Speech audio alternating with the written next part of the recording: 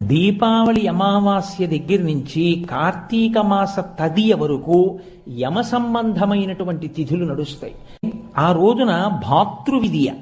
యమధర్మరాజు గారికి ఖాళీ ఎక్కడ ఉంటుందండి? ఎంతమందిని పడగొడుతూ ఉండాలి ఆయన?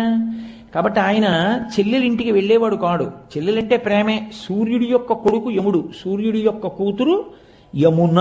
యమునకి వెనక్కి రావడం తెలియదు. యముడికి ముందుకెడుతున్న కాలంలో పడిపోవలసిన వాడిని పడగొట్టకుండా ఉండడం తెలియదు.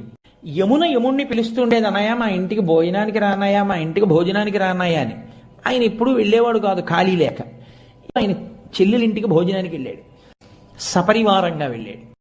తృప్తిపడి ఆయన అన్నాడు, చెల్లెలా నాకు ఇంత కమ్మటి భోజనం పెట్టావు, నీ చేతి అన్నం తిని ప్రీతి చెందాను, నీకేం కావాలి? అక్కింటికి తమ్ముడు కానీ చెల్లెలింటికి అన్నయ్య కానీ వెళ్ళి భోజనం చేస్తే చాలు, అన్నయ్య నీ పాశం వేయకూడదు నువ్వు అంది. ఆయన అన్నాడు, తప్పకుండా వెయ్యను.